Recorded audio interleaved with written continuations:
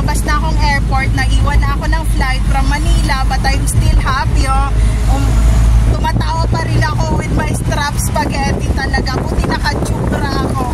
And sobrang hirap pala mag-flight ng Hubadera talaga. Nakahubad sa flight. So ayan, ito yung view dito.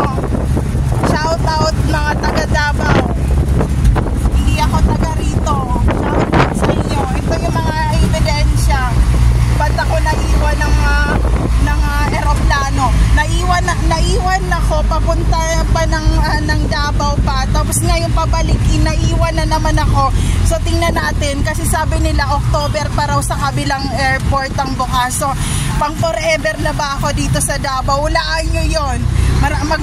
Magte-trending tayong lahat. Pawisan talaga ako. Ang hirap maghanap ng pang forever. So ito yung view dito.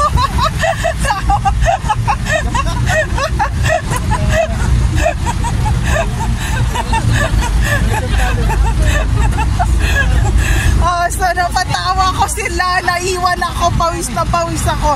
Naka-boxer short pa ako ngayon. Itong boxer short na to, sa dress ko to nilalagay. Ngayon lang ako naka-boxer short ng napakatagal talaga. Pero i-push natin yan. Hindi ko alam. Hindi ko alam kung sino nagsasabing hindi ako pwedeng bumalik ng Maynila. Sabihin mo dito sa comment section, di ba? Pag gusto mo kasi yung tao, shout out mo. Hindi yung hahabol ka, tas biglang magtatago ka. Tas pag hinabol kita, bigla kang aakyat naman papunta sa kabilang airport naman. So ito yung view dito. So ayun lang, there's no safe place to all targeted individual out there. Take care always, everyone.